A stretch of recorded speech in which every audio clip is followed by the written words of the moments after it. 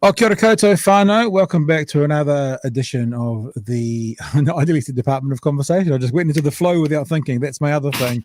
Big hairy news. George, how are you, man? G'day. Box How of are coffee? we? Yeah, I'm doing good. You doing good? Yep.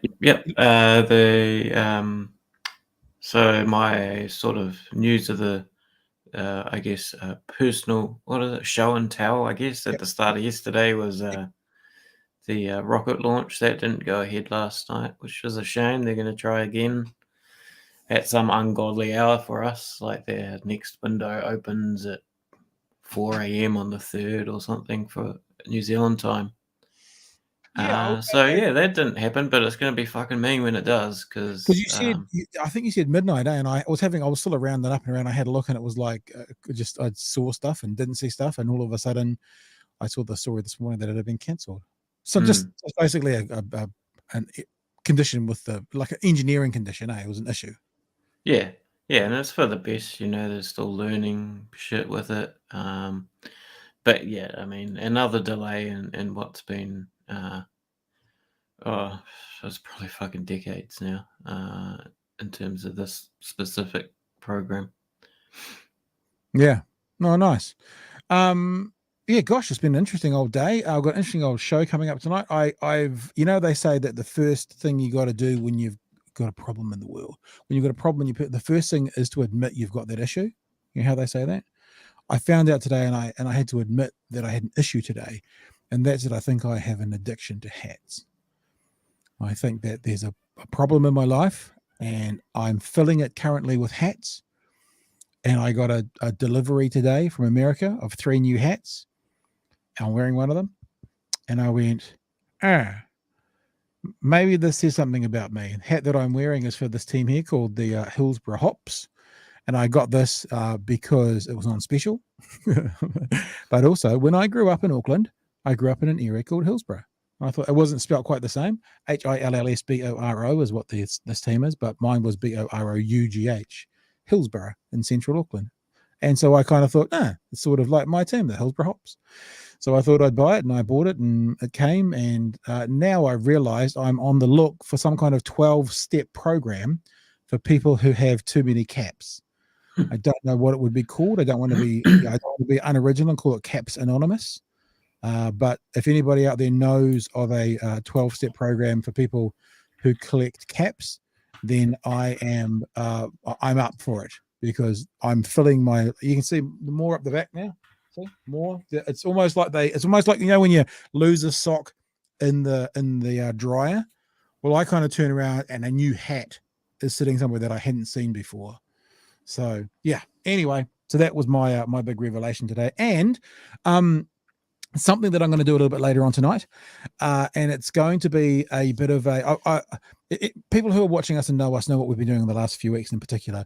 Really since we had Paula Penfold on and Talking Fire and Fury, we've had several other thematic stories around that to do with counterspin being shut down, or the guys being arrested, I should say, and various things. And since that's happened, we've seen quite a lot of traffic of the views that would be against, shall we say, the Fire and Fury documentary, or potentially supportive of the counterspin people, have come out of the woodwork a little bit and are making themselves very known, especially on the YouTube chat, to me, because I keep an eye on the YouTube chat pretty heavily. And I thought one of the things I would do tonight, I did this last week, and it was a little bit tongue-in-cheek about how conspiracy theorists are always wrong. And I had to change that slightly to conspiracy theorists are always wrong, mostly. And I thought what I'd actually do is to do sort of a second version of that. So it's basically a volume 2 of Conspiracy Theorists Are Always Wrong. And what I've done is I've taken a piece of information sent to me by one of these people who thinks that if you get a vaccine, bad things are going to happen to you. And I have done some research on that, and I want to show you that research tonight. It's not really a daily news item, although you could say it is to do with, the COVID situation. It is to do with fire and fury. It is in the realms of news, but not necessarily a daily news item. But I wanted to do it. I wanted to do it because we do like to lead a horse to water. And although maybe I'm being naive, I do wonder if someone saw it and they understood that this is how you do the research, maybe that might stop one person in the future from firing on some of this utter nonsense that Uncle Bob is giving them on Facebook. So that's kind of what's behind it, and we'll be doing that towards the end of the show. We're also going to be having a look at National's latest concerns around the cost of living payment. There was apparently a concern when the first payment went out, and now that the government has put in some other strategies to stop people who aren't deserving of it getting it, there's still problems, National say, so we'll have a look at that. Going to have a look at Roe versus Wade tonight a little bit, and what we're going to do is, because Roe versus Wade was overturned recently, but it's now been long enough to see some real world issues coming forward. And there's this policy that the Republicans in America have been basically pushing for 50 years, 1973, yeah? Roe versus Wade came in. And so since then, the Republicans have been actively trying to overturn it, have been telling their supporters they're going to overturn it, have been trying to get, the Supreme Court to be conservative so they could overturn it. And now that they have, it's becoming a bit of a poison chalice because the people of America don't like the restrictions. And as we said the other night, it might end up turning the midterm elections, or at least maybe the Senate, back towards the Democrats, which shouldn't happen after the White House has just changed hands, but that might happen. So we're going to have a bit of a look at that as well. That'll be shortly. And to see what the real world application of that being overturned is becoming in the US. Anything you want to add in there, George, before we rip into it? We're going to start with a bit of a shorty to do with Martima Davidson as well. But anything else that we've missed out on there? Anything we want to add to the setup? No, thanks. I'm good. We're good. We're good, bro. So last night we talked a little bit, very quickly actually, it was a passing comment about a situation. It wasn't really a situation with Martima Davis. I think we did it on Twitter, didn't we? And Martima put out this post yesterday, and it was being supportive of the Whitaker's chocolates and what's happening with them, and the Māori Language Week, and Māori language being on the front of Whitaker's chocolate. And she said, fucking, I don't even like this flavor, but I love Reo Māori, Te Wiki o Te Reo Māori. I believe the pronunciation was good enough there. So that's a new version of that text, just so we're clear. Yeah, so it got changed slightly. What have I done here? Have I lost myself? Oh, has she just changed it? No. Oh, I haven't just lost it, have I? No. There it is. Yeah. Sorry. Operator here. And so we read out yesterday, there was that tweet by Cameron Slater, and Cameron Slater made the point about the Minister's Handbook, I think it is. George, did you look that up? Is that what it's called? The Minister's Handbook? And how ministers aren't allowed to endorse a product or a service, basically. Do you want to add anything to what the actual legalities around that is before we go on? I mean, yeah, it's just the rules for ministers. It's the cabinet handbook, and you can see the part that everyone's been going on about is here. No minister should endorse in any media any product or service. Ministers, may, however, appear in party political advertisements or in non-political advertisements or announcements in the public's interest, promoting, for example, water safety. Well, could you say that she's promoting Māori language, where no fee would be expected or accepted? So there you go. So that was what, and actually, that turned into a bit of a story today, because the Prime Minister made it pretty clear that should come down. The Prime Minister has referred a social media post by Green Party co-leader Martima Davidson to Cabinet Office as it breached ministerial guidelines. I'd actually probably challenge that. I mean, that bit in that legislation, or that ruling that you just showed us, that talked about no monetary, nothing changing hands, and it's to promote something. I guess Marama would say, in my opinion, that it would be promoting the Māori language. So I'm wondering if she wanted to stand strong, she could. So this is what that Marama said on, I think, her Facebook post yesterday. Support for a chocolate. Oh, actually, we don't want that one. I think we've just got the actual clip. There it is, I think. Better.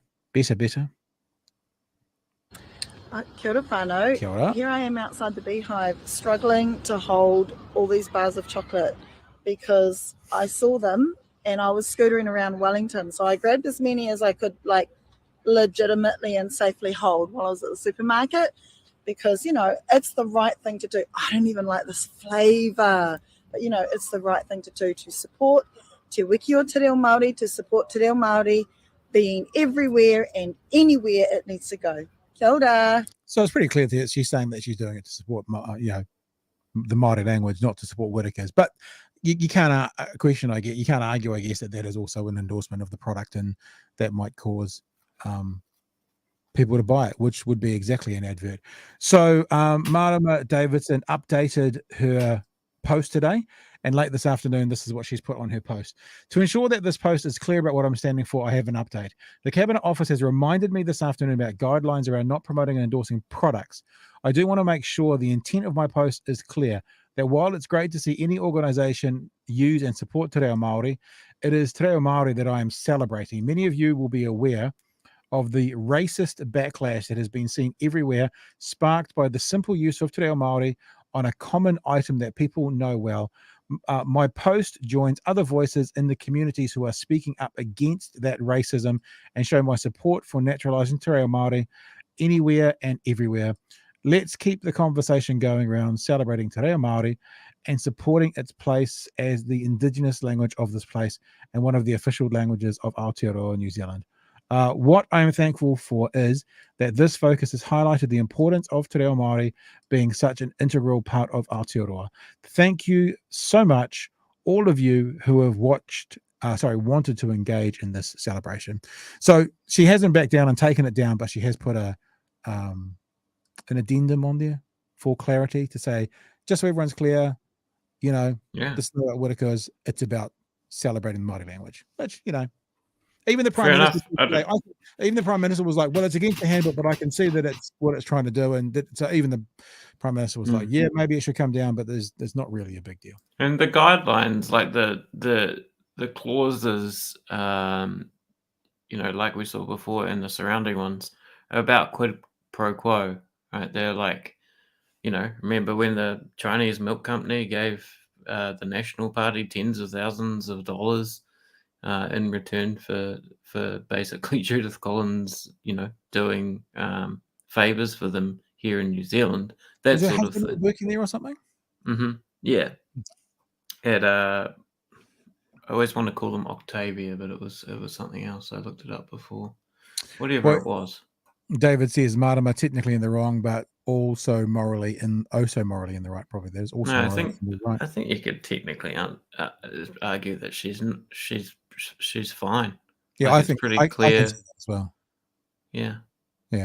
Agreed. Adam agrees with David. Yeah, I actually wonder as well that second part of that sentence that you just put it up one more time. I want to read it one more time. Have you still got it there? Have you closed it? The part of the sentence that says, advertisements or announcements in the public interest promoting, for example, water safety, where no fee would be expected or accepted. I mean, I think you could absolutely argue that it was in the public interest and she was promoting Te Reo Māori. So, what's worse is how somehow one news put it that there had been a debate going on about the use of Te Reo on products and this sort of thing. Like that's the normalizing of basically that a conversation that I'm not sure even really needs to be had, and it's amazing that people continue to fucking whinge about one of our official languages and the Indigenous language being used on a fucking chocolate bar. Yep. I love it. I mean, I've said this before. I've probably said to you, George, that when Māori Language Week comes around and I was driving through the McDonald's drive-through, and the introduction's in Māori first, and then goes into English. I'm like, dude, why is this only for this week? It sounded awesome. It was amazing. It was like, let's have it all the time. And who were we playing last night? Or maybe it was last week when there was the conversation around, Moku and that kind of stuff on the news. And the particular reporter, I think it was the weather reporter from TVN, said, anytime I use Māori, I also then use the English translation of it. So they're not even saying we don't understand you. What they're saying is get rid of that fucking language. Because if you say, Otipoti Dunedin, you're actually saying both words. So no, it's not that anyone can't understand. So they're really just complaining about hearing it. Yeah. I was going to say as well, completely off track now, but we'll move on to the next one. Adam, I'd like to know what you thought. Adam watched the push tonight with my fiance. She was so into it, she held off on Shorty. My goodness, that's sacrilegious, holding off on Shortland Street. So for those who don't know, the push was an example I gave out in the last couple of weeks about how you can use social conditioning to turn someone very, very strongly. So the push is a program with Darren Brown, where in the space of 90 minutes, that's it, they try and get someone through social conditioning to murder someone. They try and get someone to push someone off the roof of a building. And we did that when we were talking about, I was going to say Fast and the Furious. What's it called? The Fire and Fury, that kind of stuff, how people can be socially conditioned and how easily it can happen. So I'd be interested to know as well, Adam, what you actually thought of it. I can see that your missus was into it. What did you actually think? Were you surprised? Were you not surprised? Okay. Shall we rip on? Because we want to talk about Roe versus Wade and women's reproductive rights, because what's happening in America at the moment is that the Republicans in general are starting to understand that this thing that they pushed through, that they've said for so long to their supporters, we will win this for you, has a price to pay with it and for it. Because what's happening in the states that are currently banning abortion is Republicans are now having to defend that. And many of them realize that it's pretty hard to defend when so much of the public actually want legal and safe abortions to be available to them and their kin. So let's have a look at this part of the story on Roe versus Wade. The two people here on MSNBC are talking about what America looks like today, post the overturning of Roe versus Wade. That we are seeing the extremism of what the Supreme Court did on full display in the United States this week. 1 in 3 women in the United States have now lost access to abortion care in their home state. We saw things like Texas, as you pointed out, they let go into effect this week a felony law with up to 99 years in prison. So let's just pause that for a second so people can see the screen. So this is America at the moment, and the burgundy or the purpley reddy is places where there is already a total abortion ban. The red states there are places that there is likely abortion ban, and the green states, which is a bit hard to tell because they're over here, it's really Florida and Georgia. I think that's Ohio. There's a 6-week or 15-week ban, which I think just basically means once in some of those places, I think Florida it might be, once the pregnancy's at 6 weeks, you can't have an abortion after that. And I guess the other ones are the same for 15 weeks. So that's the map at the moment. So if this goes through and continues to go through, imagine all of those states will then have an abortion ban in them altogether. We'll continue this story. As the consequences of that. And as you point out, Texas Attorney General is fighting the United States government because Texas doesn't want to comply with federal law that says you have to give emergency care to pregnant women who come into a hospital in a crisis situation. They don't want to do that until she's on death's door. So the extremism is in full flower. Now, so there's the first part of it. The second part about this conversation is a very short little 10-second clip that I was going to play from it as well. Just talking about what the public think of Roe versus Wade and actually how the public want Roe versus Wade. But also that when the voters get to decide themselves, they don't want their rights taken away. And I think we're going to continue to see that building. So that's about a couple of states where there has been votes to either bring into the local constitution the block or not. In those instances, people are saying, no, don't block it, don't ban it. Oh, sorry, George, anything you want to jump in on there before I move on to some other real world examples going on at the moment? Oh, that's fine. So here's another real world example, right? This is overturning Roe, maybe the poisonous chalice for Republicans. I'll read this out to you. This is from Esquire.com. South Carolina State Representative Neil Collins provided one of the first signals this week that some Republicans are coming down with buyer's remorse when it comes to their agenda of draconian anti-abortion laws. He cited a case recently described to him where the medical professionals at a hospital could not spare a 19-year-old woman the horror of continuing to carry a non-viable 15-week fetus because of the hospital's lawyers fearing they would run afoul of the fetal heartbeat bill that Collins voted for. Not only would the woman have to suffer through losing the child at home alone, but she stood a 50-50 chance of losing her uterus and the chance to have another child someday. There was a 10% chance she herself could develop sepsis and die. The story goes on to say about how it's being received by people. It's not just the polls that show abortion has rising salience as an issue. Tuesday's election results suggested Democratic voters are highly motivated. As Ryan Matsumoto points out, Democrats have outperformed Joe Biden's 2020 numbers in all 4 House special elections since the Dobbs decision that overturned Roe.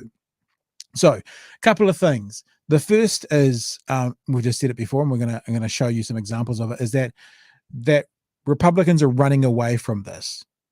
They're running away from this as much as they can. There are actually some Republicans who are trying to say they didn't vote a certain way. They did vote to run away from it. But the other thing is, one of the things that they're finding hardest at the moment is the word abortion is loaded in, let's say, polite society for many, but actually what an abortion is the technical term for a clinical event, right? A medical event.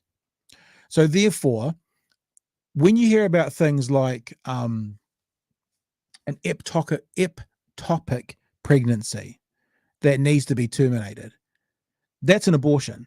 That's a termination of a pregnancy, right? And if you don't do that, then you have a baby in the fallopian tube that could end up killing the mother. But the technical term for getting rid of, stopping, fixing an ectopic pregnancy is an abortion. So what the Republicans are doing at the moment is they're also trying to run away from that word, because I don't think there'd be too many people who would say, no, you know, that zygote, that fertilized egg that's embedded itself into the fallopian tube rather than the wall of the uterus, yeah, that should continue on. I doubt there's too many people who would think that. Even the most ardent, quote unquote, pro-life person, I struggle to think they'd say that should continue on with all the dangers that come with it. Because obviously it can't continue on. It would stop at some stage. But I wanted to give you an example. This was actually a few weeks ago, and some of you may have seen this. But to show you how much Republicans are trying to get away from this term, they're trying to redefine the word abortion. This was a hearing that had 2 witnesses. One was the Republican witness who was talking about the issues of abortion. The other was a Democratic witness. Not politicians, witnesses by the Republicans and a witness by the Democrats. They're talking about, and I'm sure you've heard this story, about that 10-year-old girl who was raped and was pregnant. And the Republican had to jump through so many hoops to try and not reference it as an abortion. She actually tried to claim it wasn't an abortion. Have a look. Ms. Foster, you think a 10-year-old would choose to carry? In the 10-year-old case, first of all, the Ohio... No, my question is, would a 10-year-old choose to carry a baby? In the Ohio case, the Ohio Attorney General said that abortion would have been justified. Focus on the question, please. Would a 10-year-old choose to carry a baby? I cannot... Do you think a 10-year-old should choose to carry a baby? I believe it would probably impact her life, and so therefore it would fall under any exception and would not be an abortion. Wait, it would not be an abortion if a 10-year-old with her parents made the decision not to? And would not be an abortion. Just for people who are watching, I know if you're listening, just let's have a look. This is called a double take, or in comedy it's called a spit take. When someone's got a mouthful of water and they go, what? This is when she says that that would not be an abortion. This is basically a double take or a spit take. Wait, it would not be an abortion if a 10-year-old with her parents made the decision not to have a baby that was a result of a rape? If a 10-year-old became pregnant as a result of rape and it was threatening her life, then that's not an abortion. So it would not fall under any abortion restriction in our nation. Ms. Warbelow, are you familiar with disinformation? Yes, I am. Did you just hear some disinformation? Yes, I heard some very significant disinformation. Why don't you tell me about that? Yes, an abortion is a procedure. It's a medical procedure that individuals undergo for a wide range of circumstances, including because they have been sexually assaulted, raped in the case of the 10-year-old. It doesn't matter whether or not there's a statutory exemption. It is still a medical procedure that is understood to be an abortion. Beyond that, I think it's also important to note that there is no exception for the life or the health of the mother in the Ohio law. That's why that 10-year-old had to cross state lines in order to receive an abortion. There you go. George, your thoughts, if any? No, I don't have any thoughts. It's just amazing. I had no idea that there was this attempt to get away from the word abortion, or pin the word abortion to these new, or I guess not new, to these connotations that somehow it's like an abortion is like I guess it's the same old language game that we've identified quite a bit, right? It's like, oh, we'll just make the word equal bad, and then bam, done. What I'd like to understand, and I don't know if anyone could ever possibly understand this, but what I'd like to understand is, for the past 50 years, have the Republicans been using this to gain votes from places like the evangelical right? And now that they're and the Republicans have always known that this ever passed, like, in other words, it's like, you know how the opposition can make a claim. Like, if Winston Peters comes up for a re-election, he will make every claim under the sun because he's never going to be called on to actually fulfill those. So have the Republicans been making this claim for 50 years, knowing they'll never have to call upon it, and are like now like, oh shit, we've been called on it? Or did they genuinely think all the way through that this was a good idea and there would be no significant ramifications and pushback by the voters for it? I'd really like to understand what people think about that. I mean, maybe we should try and find someone, an American commentator, to speak to that, because if they didn't know that there was going to be serious pushback from the voters about this, then gosh, why would you let them near the halls of power? Because that seems obvious to me. We've known for 20 years that Americans in general, including Republicans, the biggest percentage of both Republicans, Democrats, and also independents, have been for Roe v. Wade. Is it that the Republicans didn't believe the polls, or is it they've never thought they've had to been called on it, and now that they have been called on it, they're like, uh-oh, we're kind of fucked now. So,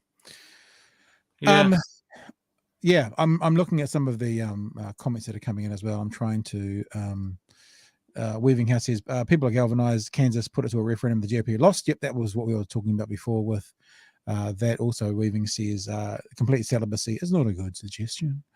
Dun, dun, dun,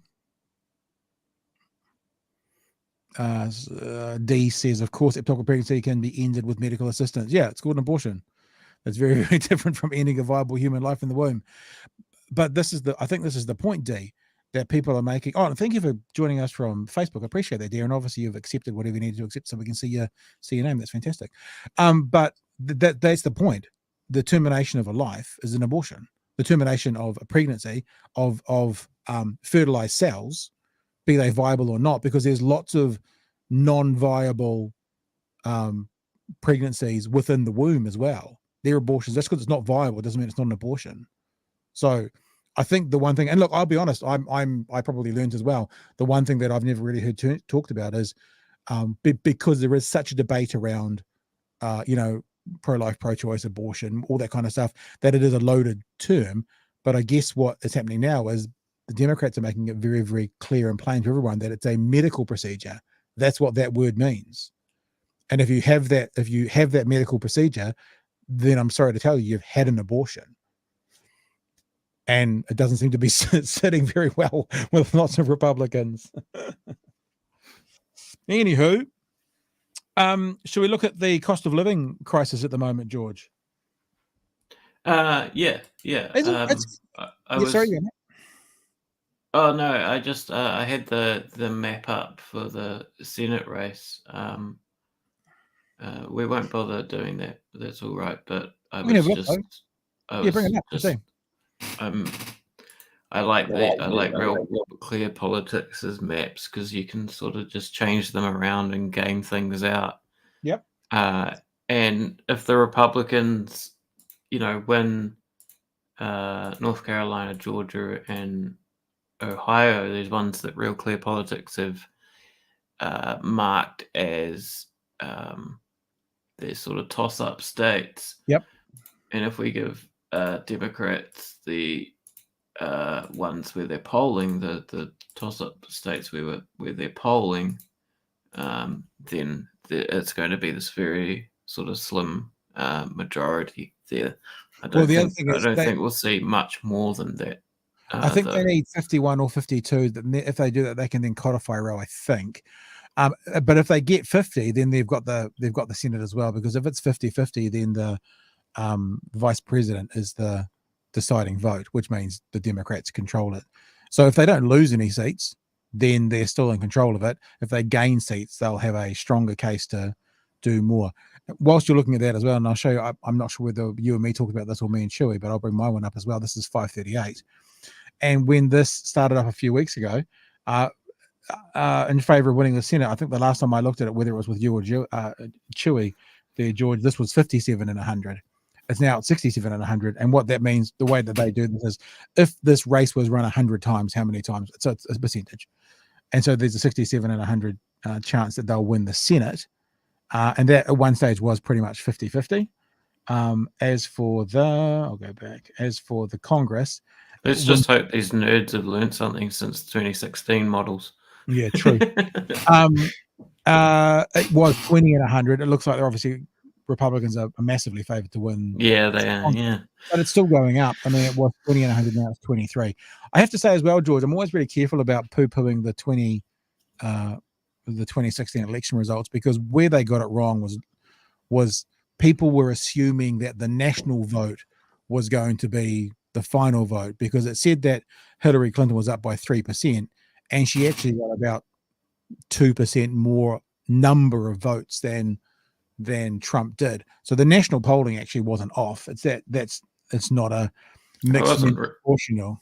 I wasn't referring to the national polling. I was referring to all those sorts of modeling that 538 or whatever they're called in the New York Times were constantly putting on their front pages every day. It just sort of, it looks ridiculous when it's like 98% chance of a Clinton presidency. Yeah, gosh, that was but that, I mean, this, you're a poker player, so do I. When I talk about odds with people, I mean, 23% chance for the Democrats to win the House. I watch poker quite a lot on YouTube, and not often, but you do sometimes see those hands that are less than 1% chance of winning. Sometimes they still win. And I know statistically they're not going to win, but sometimes they still do. So in other words, if it was a 99% chance, sometimes the 1% chance does still win.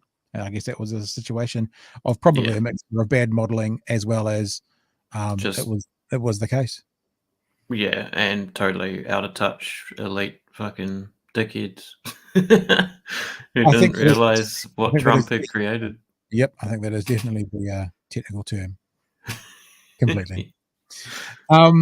Okay, let's have a look at the cost of living payments. Now, we talked about this a few weeks ago, because the first cost of living payment went out as $116 over 3 months, the first of each month for 3 months. And there was a lot of conjecture and there was a lot of complaints about it by National that there was money being wasted going to people who didn't deserve it. And they're correct.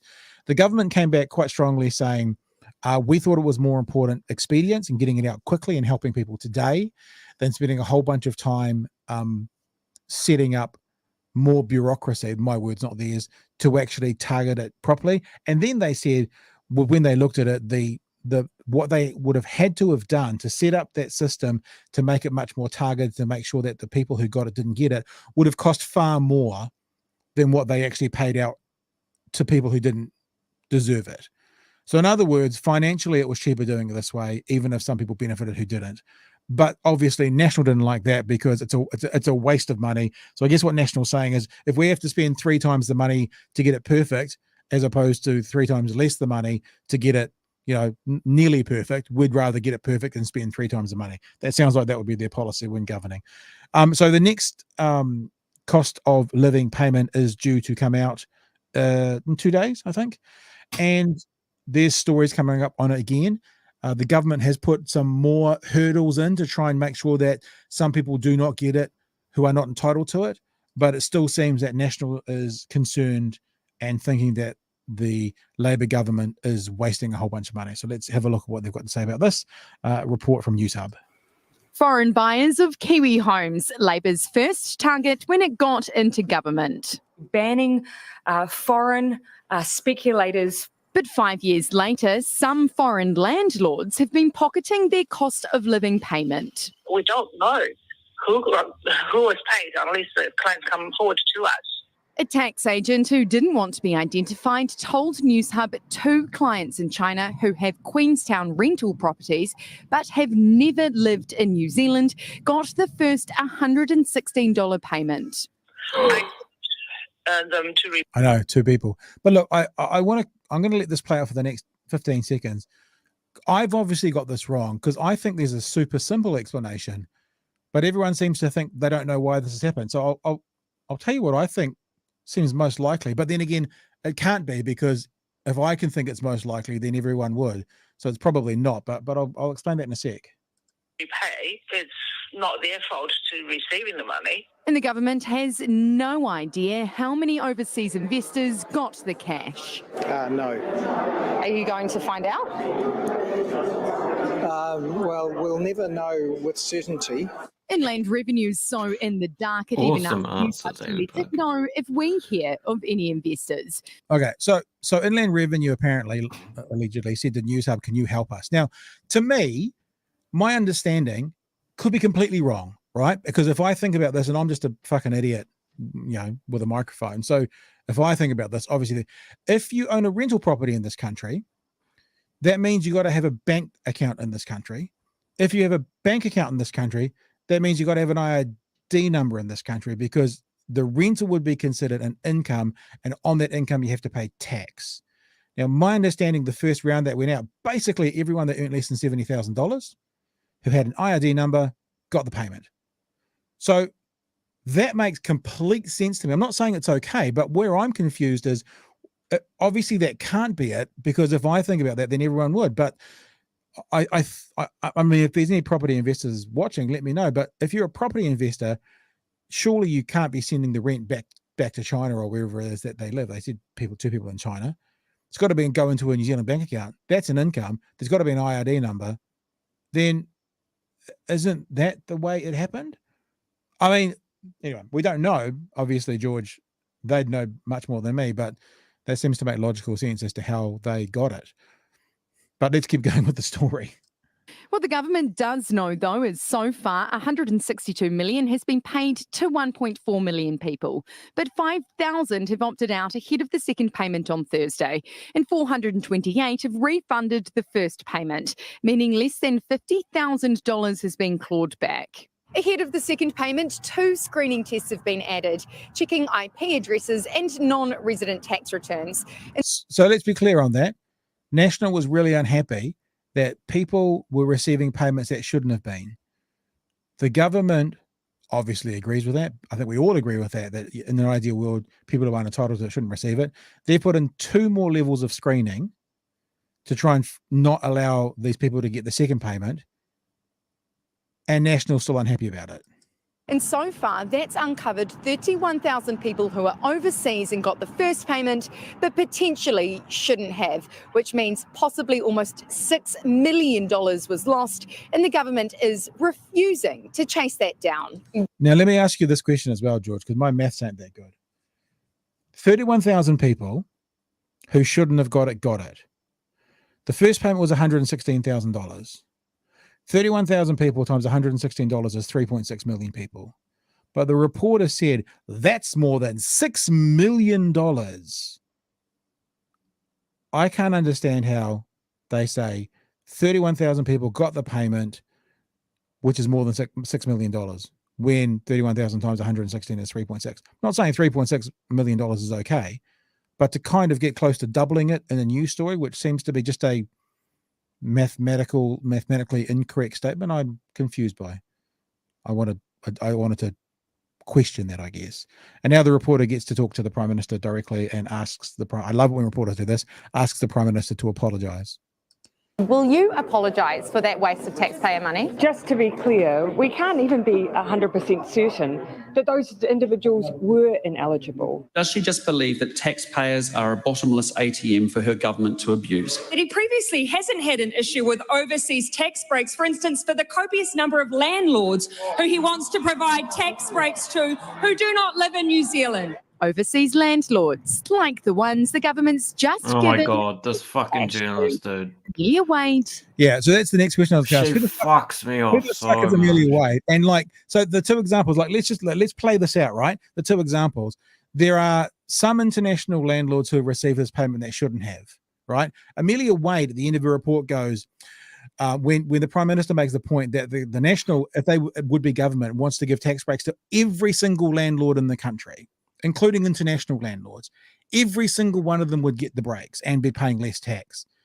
And Amelia Wade is comparing that to a handful, apparently, of landlords that have received $116 that shouldn't get it. Like it's a 50-50. I was like, what the? I'm wondering what the, maybe she's applying for a job on the AM show and has to show her credentials there potentially. Yeah, she makes that comparison at the start as well, like equates the two. It's like they're really not on the same plane of equivalence. No, like if you play that out, I mean, we don't know the numbers, but they were talking about two. Let's say there's 100 international landlords that have received $116 each, and that's going to be money out of our coffers, and that's what the national government's going. You don't respect our tax money. Now, if they then give tax breaks to 10,000, 50,000, whatever it is, landlords, they'll be taking far more out of our tax coffers, but it won't be an error; it'll be a policy, and that's what makes all the difference. You see.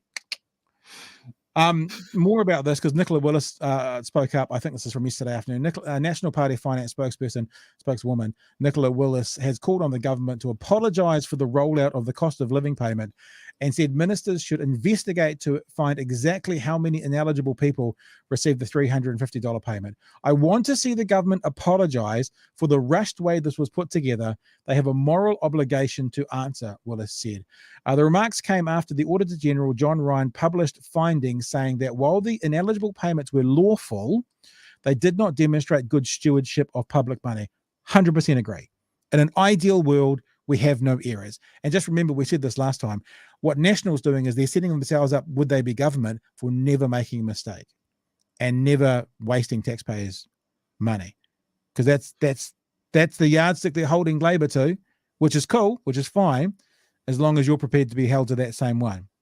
The Auditor General goes on to say, in my view, good stewardship of public money required greater care when designing and implementing the cost of living payment, ensuring that the criteria were clear and that the data used by Inland Revenue was adequate. And then it goes on to basically give out the facts and figures that were in the story that we just mentioned.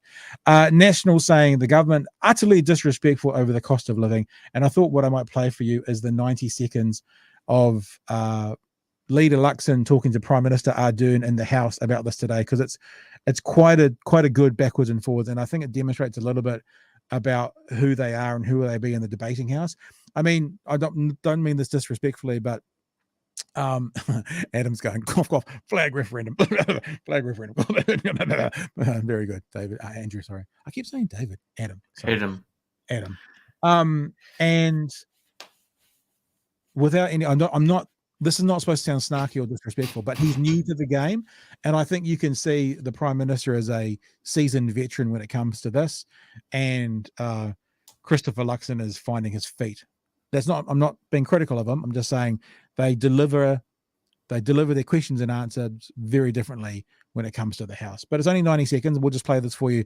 You'll get a bit of the idea of the interaction between the two about the cost of living payments. Does she agree with the Auditor General who wrote yesterday that, quote, good stewardship of public money required greater care when designing and implementing the cost of living payment, quote? Mr. Speaker, my view is that the cost of living payment demonstrates a much more targeted and focused way of supporting New Zealanders through this cost of living crisis than a tax cut for those on $180,000 or more, which is the opposition's policy.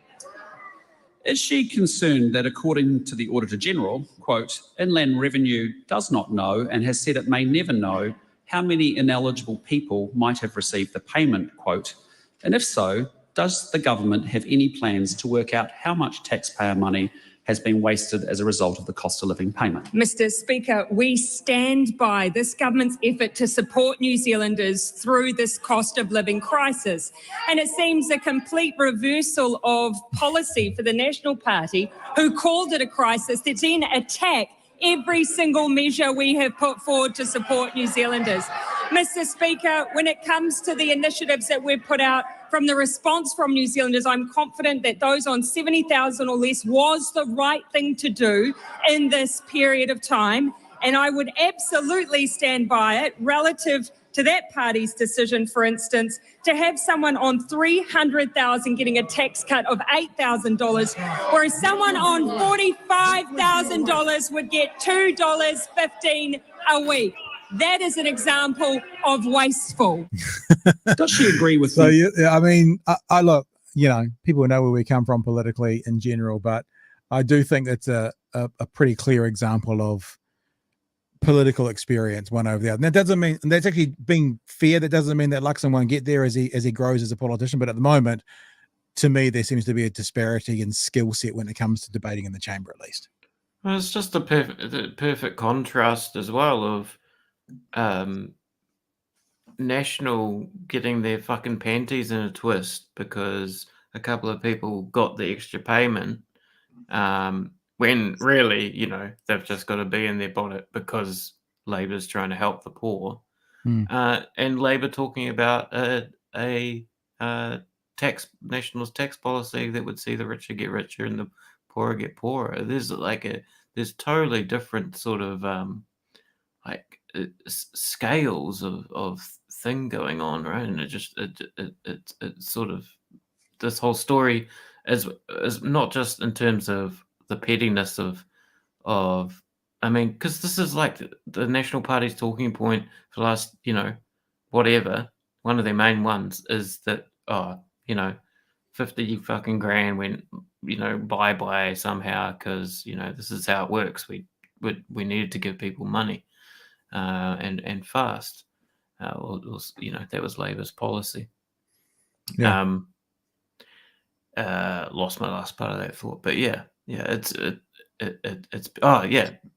not just Luxon and National's pettiness.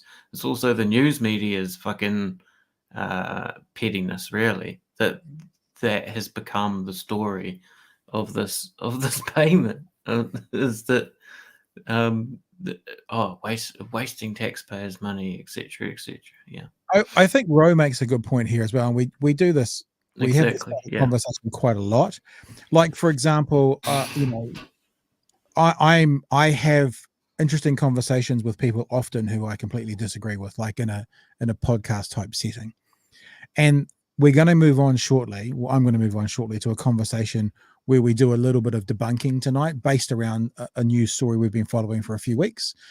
And it's a little bit like when you hear people who are talking about, let's be honest and just say bluntly what it is, the COVID vaccine and stuff. And they're like, where's the balance? Where's the balance in this conversation? Not understanding that, you know, 0.1% of medical professionals believe one thing and 99.99% of medical professionals believe the other. And on what planet does anyone think that should be a 50-50 debate? You know, I remember having this conversation around climate change, and it's like people would say, if you wanted to have a 50-50 debate, like two people, to be fair, what you should do is have 100 scientists in the room where 99 of them represent the consensus view and one of them doesn't, and then have a debate, because that would be a fair representation of what it is. And that's one of the things, as I guess you're alluding to, George, that the media does poorly, is it gives weight to something that it doesn't require that amount of weight. Like the Fire and Fury conversation, where they've made a decision not to give the right of reply, because the documentary in and of itself is a right of reply. The documentary in and of itself is a right of reply to all the statements that those people have been making. And they're whinging, saying, we want a right of reply. Well, then what happens? You get a right of reply, and then they make another documentary, which is the right of reply to your right of reply. And then you whinge that you want a right of reply to that. You know, it's like you've done your bit, they've done their bit. That's the end. You don't have to have fair and equal representation, and you don't get to, what did we say the other day? Freedom of speech is not freedom of access or whatever. You know, you don't have to get it all the time. Anyway, I digress a little bit. I was starting to think about the next thing I'm going to do, George, but that idea about how the media is treating some of these things and giving them equal validity is not the case, because Roe's exactly right. Where's the fucking journalists going out and talking to all the people that $116 that they got on the 1st of August has helped them pay the bill, or has really, really helped them? I haven't heard that at all, actually. All I've heard is it's almost like the weighting should be the other way, that the way the media is portraying is that 98% of people are unhappy because that's how they're reporting it. Because 98% of the reporting seems to be about the terrible job that Labor's doing. Whereas, I mean, we've picked the number 98% out of our ass, but the far majority of people are probably quite happy to have the payment. Thanks very much. It'll help me pay the power this month. Where are those stories? Yeah, or a story about how actually it's, maybe not enough. And, that would highlight further systemic problems with what's going on. And that would be just as justified. It's this total eating up of National's talking points that is just so blatantly obvious. Yeah. All righty, mighty. Hey, well, George, it's been good to hang out with you tonight. I'm going to go on and do mate. Have fun fun. and interesting stuff now, and you're going to head off for a lovely early night. So see you. All right. And see you, chat. See you, Pat. Talk to you next time. Yeah. Bye. All right, guys. I am going to share with you some information. Just me and you. Shh. It's just me and you talking now. George is gone, so we can now start talking about what we think of him. First thing, very, very clearly, is I will not be watching the chat while I'm doing this, because I have a lot of clips to show, and I will be completely focused on a different screen. So when I've finished what I'm going to do, I will come to the chat and go through it. But I just wanted to let you know that I'm now here by myself, and I haven't got any opportunity to look at both of these things at the same time. Cool bananas? Cool bananas. And what I'm going to do is I'm actually just going to mark the last message that came in like that. And then I'll at least know where to come back to in my list of comments when I come back to you. So 2 or 3 weeks ago, we had a conversation here on Fire and Fury with Paula Penfold, documentary filmmaker, investigative journalist, that looked at the instigators of the Wellington protest. And she didn't use this term, and I don't think it was in the documentary, but what some people refer to as the disinformation dozen in New Zealand. The people who are kind of mostly driving the disinformation around vaccines, COVID, mask mandates, all that kind of stuff. Yeah. So since then, we've been getting quite a bit of pushback. And I have to say, look, to be honest, nothing that's a concern. Like, I'm not going to sit here and complain like some people, aren't able to go home after they broadcast, or they're getting death threats, nothing like that. Just pushback. And look, I'll be honest with you, your pushback's fine. Like you're welcome to share your views, even if I disagree with them. Fine, right? As long as we're respectful to one another, fine. I haven't banned anyone from anything. Oh no, that's not true. Someone started to talk about the Christchurch massacre being a false event. They got banned immediately. Gone. You're off my Facebook, off my YouTube altogether. You're gone, because I ain't gonna play that game, homie. Several people amongst this conversation have sent me a documentary. Well, it's not even a documentary, sorry. It's just a clip that someone's put together. Now, they're specifically talking about the COVID vaccine, and they're specifically talking about young athletes having heart attacks. So if you know anything about me right now, from the time you've spent with me doing this, I research. I look and I dig and I try and find the answer. And I'll be honest with you, sometimes I go looking for the answer and I find the answer that I'm not really that happy about, but it's the answer. I've used this term several times before. I'm sure you know what it is. It's the term gish gallop. You've probably heard me talking about gish galloping before. A gish gallop is a rhetorical technique in which a person in a debate attempts to overwhelm their opponent by providing an excessive number of arguments with no regard for the accuracy or strength of those arguments. During a gish gallop, a debater confronts an opponent with a rapid series of many specious arguments, half-truths, misrepresentations, and outright lies in a short space of time, which make it impossible for the opponent to refute them all within the format of a formal debate. So that's a gish gallop. A gish gallop is when a whole bunch of information is thrown at you with literally nothing to back it up, and it takes them a few seconds to put all that information out there, and it takes you a long time to research it and a long time to actually go, this is wrong, this is wrong, this is slightly wrong, this is right. It takes a long time. So what I did today was I got this. This is one of the videos that I've been sent, and it's titled "Why a Healthy Athlete's Collapsing." Now, this might get us kicked off YouTube, this conversation, because they're not fans of this, although this is on YouTube. And I'm going to show you the first 60 seconds. Okay. So obviously this is not endorsed by me. In fact, let's be fair. I wanted to reject this. That's how I started, but I researched it. So this is specifically talking to people who are vaccinated, then having cardiac arrest, especially young people, especially athletes. I'll play you the first 60 seconds of this, and there's a reason I'm playing you the first 60 seconds, and I'll explain it at the end. A Baker County high school senior is in the hospital after collapsing on the tennis courts. Breaking new details on the deaths of a high school soccer player. Finland, Denmark star man Christian Eriksen collapsing towards the end of the first half. The Kennedy High community mourning tonight after one of their high school football players died. A South Carolina high school football player has died after collapsing at football practice. Star college basketball player collapsing on the court. We want to warn you, the video may be difficult to watch. Florida Gators star Keontae Johnson collapsing during the game. A West Catholic high school student has died after collapsing during a football scrimmage. On mile 8, she suddenly felt fuzzy and blacked out. 17-year-old Ryan Jacobs' heart stopped. Unexpectedly collapsed on the field. Megan went into cardiac arrest. Collapsing during Friday night's football game. Right. I stopped it at 54 seconds. The reason I stopped it at 54 seconds was I'm the kind of person that can kind of go down a rabbit hole and stay there. So I said to myself today, I'm going to give this an hour of my time.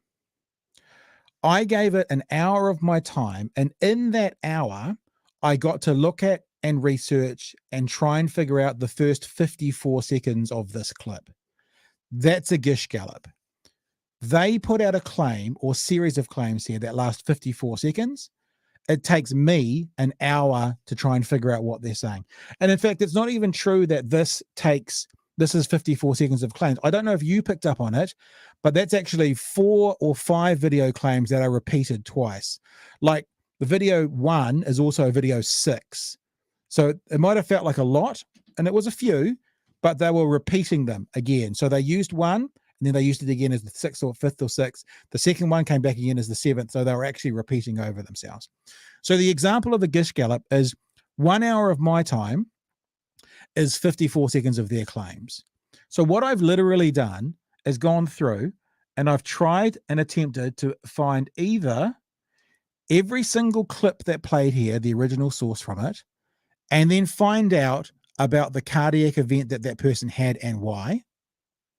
or at the very least, find a story about the people they're talking about. So we're going to go through and have a look piece by piece. You probably, I mean, you may not remember this, but this was the first story that was used, and I think this is actually the literal exactly. Yep. So it's exactly the same one that was just in the thing. So this is literally the same one that I watched, and I'm not going to take too much time on these because some of them are shorter, some of them are quicker. That story was January 21st, 2021. Okay. They're using it, remember, as an example. Look, let me just say this once. This is going to be for all. They are using it, whoever made this video, as an example of how the vaccine is causing heart attacks and damaging hearts. So that claim that I just made is their claim for every video, so I don't need to say it again. That event happened to that high school student, January 21st, 2021. Vaccine wasn't available to high school students in January 21st, 2021. Gone. Easy, just like that, gone. Their first claim, gone. The second one was they talked about the high school player, and I don't know if this is exactly the right one. Oh, there you go. That's the same video, right? So I found literally the same video and looked it through. The person's name was Ethan Trejo, and Ethan Trejo, once the coroner came in, he died of cardiac arrhythmia due to a blockage in the artery. It was artery blockage. Now, there is research that talks about myocarditis being brought on by the vaccine. That's real. That's research. That's out there, right? There is no research anywhere that says the vaccine will cause an artery to block. Debunked. Gone. Not the case. We shall go on to the next one. Oh, actually, was that the one? Because one of them also talked about it was congenital abnormality. That's the other thing. So it was a blocked artery and it was congenital. And just for clarity, congenital means one or more problems with the heart structure that are present at birth. So it was an issue that person had from birth. Nothing to do with the vaccine whatsoever. 3. We'll keep going. There was a story there. This is not exactly the same story, but it is the story about the I think it was a Norwegian soccer player collapsing on the field. So this is the soccer player, and that's him collapsing up in the corner. Right? Very easy to research that one and have a look. Their directors and their doctors, he wasn't vaccinated. No vaccine, not vaccinated, no part of it, no connection. The next story is a Kennedy High School athlete, and you can see actually that this is one that is exactly the same video. Friday night's football game against Haram Johnson. Good evening, and thanks for joining us, everyone. I'm Marley Ginter. So same story, and we went through and we found out that he passed away after collapsing at football practice. That's the same This story. happened at Dutch Fork High School in Irmo. The school says 17-year-old Jack Al-Khatib died. So Jack Al-Khatib died, and I found a story that Jack Al-Khatib's mother said that his autopsy revealed that he had a rare heart disease unrelated to vaccines. Not the case. No vaccines, unrelated to it. The Florida Gator basketball player that they showed twice collapsing, well, he actually, that happened on the 12th of December, 2020, before the vaccines existed. The West Catholic football player, the same story. That was actually in the situation. Collapsing during a football scrimmage. The scrimmage actually was literally the same story. He had a previously diagnosed enlarged heart. He passed away from a condition that they already knew about. Now, the thing about conspiracy theorists, and I know I joke a little bit when I say conspiracy theorists are always wrong, is what actually happens when they manipulate, twist, add on actual information that's not there, they exaggerate or they outright lie, is that when they do have a situation or a case, they sort of lose all credibility for that as well. And I'll be honest, this was a situation, and this is exact video that was used. Mother cardiac arrest. Kania fired her Smith. Megan blacked out. That was the bit that was Mile used. 8, that she suddenly felt fuzzy. and blacked out. So that's literally the same story. And research on her says this: it remains unclear what caused her problem. Among the possible factors, say her doctors cited are hereditary. Her father died at 53, a family history of heart disease, and myocarditis, a mild cardiac inflammation that has been associated with COVID-19. So if we're being fair, when you go down this rabbit hole, you got to answer all of it. There's a chance that her situation was related to the vaccine, because it does happen. It is out there. But when the conspiracy theorist lines up the 6 or 7 beforehand and they don't relate to it, then they lose all credibility for what they are adding it to. This is another story. Citrus High's principal Laura Mason released a that was message on talked about. Facebook Tuesday The night person that is said, in part, Antonio quote, Hicks. "We have suffered a great loss, and the pain we all feel is immeasurable." And this was 54 seconds in. And again, doing some research on this situation, it was a hypertrophic cardiomyopathy, I think, which is typically inherited. Those with the condition have a 50% chance to pass it on the disease to their children. So it was a hereditary disease, and it had nothing to do with the vaccine. So when I put my tongue in my cheek slightly and I say things like, conspiracy theorists are always wrong, I do then justify it by saying are always mostly wrong, are always wrong mostly.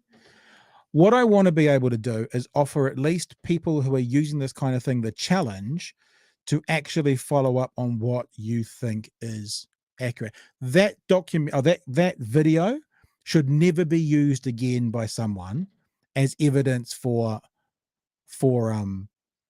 vaccine related heart damage.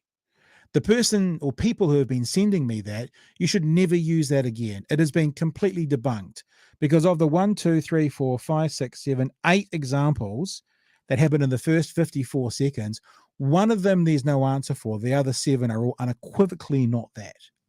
So it should never be used again. So someone's now going to sit there and go, well, what are all these people dying from, heart disease and stuff when they're young and they're athletes? Well, I've got an answer for that as well, as sad as it may seem. This is a research paper that was done between July 2014 and June 2018. It went for 4 years. In that 4 years, so this is before COVID, no vaccines, but in that 4 years, 331 cases of confirmed SCA, which is sudden cardiac arrest, where there was 158 survivors and 173 fatalities. So that's, 80 to 100 a year. 15.4% of those were in middle school, which I think we can classify as sort of intermediate school and the first 2 years of high school. 61% were in high school. 16% were in college, and 16% were in college and professional athletes. So every year in America only, there's 80 athletes who die of a sudden cardiac arrest before COVID came around. So this was a study that was done before COVID. This is not retrospectively trying to change someone's opinion. This was done before COVID. And there's 80 students a year in America dying from heart attacks, healthy, active students who are athletes, student athletes, forget that. So yes, you can go and find 1, 2, 3, 4, 5, 6, 7, 8 examples of it pretty easily if you think that's been happening 80 a year. So in the last 10 years, there's been between 800 and 1,000, let's say. It's pretty easy to find stories on 8. What's hard to do is then connect them to the vaccine. So my challenge to you is, if you're going to pass stuff on, do the research yourself. The people who have sent me this haven't done the research. And it kind of makes me a bit mad, because it's not that difficult to do. I found the first one in about 3 to 5 minutes. The first one was a person who had an SCA, a sudden cardiac arrest, before the vaccines were even available to them, as was about the fourth one. So what I would say to you is, if you want to put forward a position, A, you don't need to lie about it. B, you don't need to exaggerate it. C, you shouldn't have to try and twist any facts and figures. If your argument is strong and accurate for whatever you're talking about, then actually it should stand up to any critique. This does not. And when I say things like conspiracy theorists are always wrong, it's because most of the time, pretty much all of the time, when you put it up to a critical eye, it very, very rarely, if ever, stands up to it. I think that's all I've got to say about this. I'm just going to encourage you to do your research. And I'm going to encourage you, if you pass it on, even if it's a gish gallop and you've got 8 things I have to research in the first 54 seconds, and you haven't done the research. I did this the other day with whatever we talked about last time. I looked at the very first story. The very first story was wrong. I stopped. I didn't go on. Conspiracy theorists are always wrong. Mostly. Disaster Piece says, fringe Google search cultists would love to have equal footing with academics. Yeah, agreed. Rose says, Gish Gallop, as defined by me, is any clip from Benji Miro, followed by Crowder. Why are people sharing without any critical investigation at all? P. Blakes. I don't have, it's not that I have no idea. I think it's laziness. And I think what there is this thing called motivated cognition, which we've talked about before, which a scientist that I've interviewed on my podcast talked about. His name is Stephen Lewandowski. And basically it is you come into a situation with a predetermined outcome. And then what you do is you find your way to the outcome. Yeah. And if you have evidence put in front of you that disputes your outcome, you just find a different path to get to the same outcome. So that's why people do it, because what they do is they find a piece of information that fits with their narrative, and that's enough to convince them that it's true and accurate, and they just pass it on. I guarantee you that video that I just played, I'll have a look at it. That one that I played has had, approaching 500,000 views. Whoever's shared that, whoever's put it up, I'll be fair and say 95% of them will have done nothing other than just forward it on or post it themselves and go, see, told you. Whereas a loser like me, who's got a bit of time, who can do it so you don't have to, spends an hour. I mean, in all theory, I could have stopped after 3, but I went to myself, I'll give myself an hour. So from between midday today and 1 p.m. today, I started researching it, and I got to 54 seconds. That whole video is 3 minutes 47. So I got, a quarter of the way through it. So if I had to go through the whole thing, it might have taken me 4 hours. I'm not doing that. And that's enough to show. And what I would say to people who are sharing that, don't share that one anymore. If you've genuinely got some good, solid, hard information, right? Some good, solid, hard facts. I don't like people sharing mis and disinformation, but at least if you can back it up, do it. I mean, every comment that we get that comes in, especially since Fire and Fury documentary conversation, has all been anecdotal. My friend, my family member, this happened, this is happening, or it's been that kind of crap that is actually really easy to debunk if you've got the time. The problem is most of you don't have time. You guys are just lucky that you know a loser like me who's got a bit of spare time up his sleeve, who will do the mahi for you. Simple says this. You know what, Simple? Pat, you need to do a clip creating your debunking that is easy for us to pass on the link to others. Awesome work. Yeah, you know what I might actually do, Simple? Because, this thing that we're doing, this BHN thing, is really about the daily news stories of the day. This is not that. So what I might actually start doing is like a separate to this, a weekly conspiracy debunking, and do it as a separate clip. Because I guess I have to also stand. What was that? It's just flying behind my head. It's like a bloody bird back there. I also have to stand by what I say. If I really want to attempt to lead people to water, lead a horse to water, not to be arrogant, but to give people some information, then maybe we need to figure out a way to do that and get it out there. Because I agree with you, Simple. Look, I'm not saying yay me, share my shit. Well, I am, but what I'm saying is it's really important for us, those of us in the know, those of us who have done the research or have seen the research, to then pass it on. I always about Uncle Bob. I don't actually have an Uncle Bob. I don't know why I keep saying Uncle Bob, but Uncle Bob from Facebook, if he's shared that clip, he needs to have this shared back to him. Myocarditis is a real thing, right? Myocarditis is a real thing, and there is an increased risk of it with the vaccine. So this is being honest, right? So I acknowledge that. However, the research also shows that if you catch it and get it early, that for most people, it doesn't cause any problems. Some people need steroids. Some people it just goes away with. And for a very small percentage of people, it can be quite dangerous if not treated. The other part of that conversation, though, if you're talking in its fullness, is that the research was very clear when that came out, that catching COVID was how can I word that better? That myocarditis, the chances of getting myocarditis was increased even more greatly, even greater if you caught COVID. So yes, there was a chance of getting myocarditis if you got the vaccine. Very, very slim chance, very small microscopic chance, especially for teenage boys. For some reason, it showed up there. But the chances of getting myocarditis if you caught COVID was greater. And if you don't believe me, go watch the Joe Rogan clip where he was debunked. Joe Rogan was debunked live on air with his guest showing him the data that says that.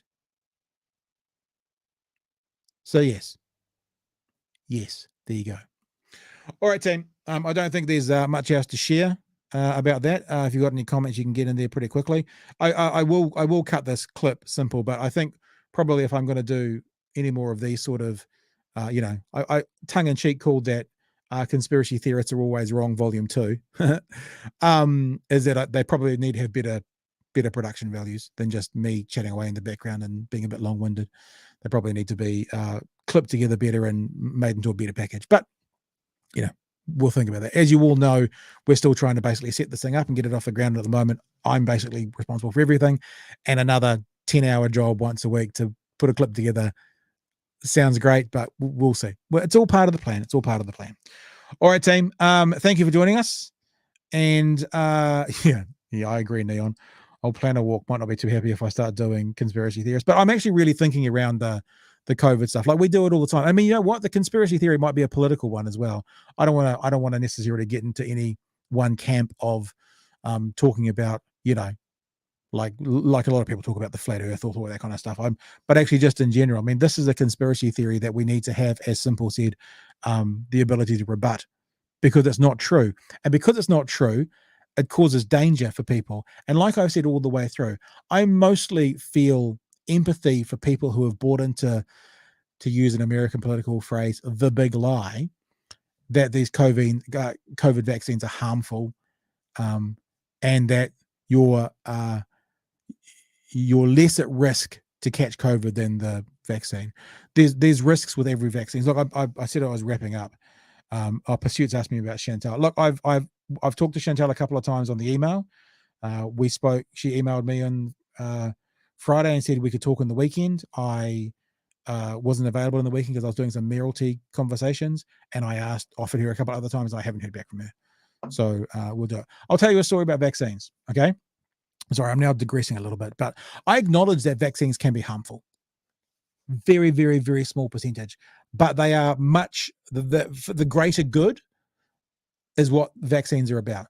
When we had our children vaccinated for the first time, our midwife said to us very clearly that preface this by saying this is not medical advice. I'm not giving anyone advice on what they should do and the decisions they make around their family and their own vaccinations. Right? That's the first thing. I'm just telling you about my experience. Midwife said to us, you typically get one free hit, meaning that if your child is going to react to a vaccine, you'll probably see it in the first vaccine, but it won't necessarily be a massive reaction. And if you do see it in the first vaccine, you can then consider whether you're going to continue the vaccination thing. We didn't see it in any of our kids, so they're all fully vaccinated with their childhood ones. Now, her saying that means that, yes, there are some issues for a very small number of people with some vaccinations. Get it? That's why herd immunity is so important. For the 2, 3, 5% of people, I'm reading Rose's comment, for the 2, 3, 5% of people who can't get vaccinated for whatever reason, then the rest of us need to protect them. That's in general. Yes, we can now get into debate about the COVID vaccine and is it effective right now? Not as much, but in general, that's the rule. Yeah. So look, anyone who tries to debate you and say that vaccines have no risk factor at all is wrong. But anyone who debates you and tries to say that getting the illness is safer than getting the vaccine, they're wrong.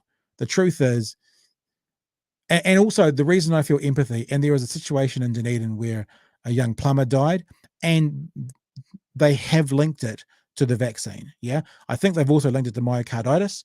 And if the young guy had have known what was going on, and if the risks had been clearer and had got to hospital, who knows, maybe it wouldn't have happened. It's a tragic and horrible story. I also feel nothing but empathy for his partner, because for his partner, right, 100% of her boyfriends died, and potentially, I'll say, because I don't have all the information, but potentially linked to the vaccine. So for her, I'm like, could you imagine how you would feel about vaccines and vaccinations. If 100% of the people you were going to spend the rest of your life with, i.e. your partner, and I'll say looks like, only because I don't have all the information, had died of it. That's why I feel empathy. And I know this happens. And it's if it happens to someone and they do get an injury or they do get that, it's horrific. And for that person, it's terrible. And it's horrible and harsh and a hard way to say it. But I'm going to say it now, as brutally awful as this sounds, is that we have to always remember that anecdotal evidence does not necessarily represent the data. And it's a horrible thing to say when you think about people who are getting impacted by medical interventions. But the reality is the medical interventions en masse help a million times more people than they harm. And that's what a vaccination is. I feel I kind of feel a bit dirty, meaning gross, even saying it, but that's it. That's it. That's the truth of it, unfortunately. I don't want anyone to be harmed in any way. I don't want anyone to be harmed by COVID or vaccines or anything. You know, I'm sure people are impacted by smallpox vaccines, but there's no question the smallpox vaccine did far more good than bad. Like when I say far more good, I'm not like, oh, it was kind of 60-40, like 999,000 to 1, good to bad. So anyway, all right, guys, I need to go. The reason I laughed is Rose said this. I call an ambulance if you wound up a show in less than 15 minutes. Here we go. Think there is a channel called Debunk the Funk that does some long-winded breakdowns to counter misinformation videos. Oh, cool. We should look more about them. Good. Oh, thank you. Disaster says that was good, Pat. Short and concise. I don't know if it was that short. I used to work in radio, and my boss used to tell me, "Why is it that you take 20 words when all you need is 10? You're the only person I know that seems to use 20 words when 10 is all you need." Because I'm long-winded. Because I'm Irish. Gift of the gab. Curse of the gab. All right, guys, I'm out of here. We'll see you tomorrow night from 10 p.m. for another edition. I will cut that thing simple. So I guess this will be a time to plug the YouTube channel. If you're not following us on YouTube, get along and follow us on YouTube. So actually subscribe to the channel, because then you'll know when the clips get uploaded. So go and subscribe and ring that bell, as the YouTubers say. And also follow me on Twitter at Pat Brittenden, because I put all of the clips and all of the stuff up on Twitter as well. And yeah, go for it. Once I edit that down tomorrow, I've got a busy day tomorrow. I've got a few meetings on, but I'll do my best to edit it down in the morning tomorrow. Then share it around. And if it works, it works. And if it doesn't, it doesn't. But we can but pass the information on. We can't force people to believe it or not. But that's why I want to say, so what I would say to someone now who basically went, oh yeah, but look, they still got the heart things, and you might not say it's the vaccine, but it is. I'd be like, well, evidence, please.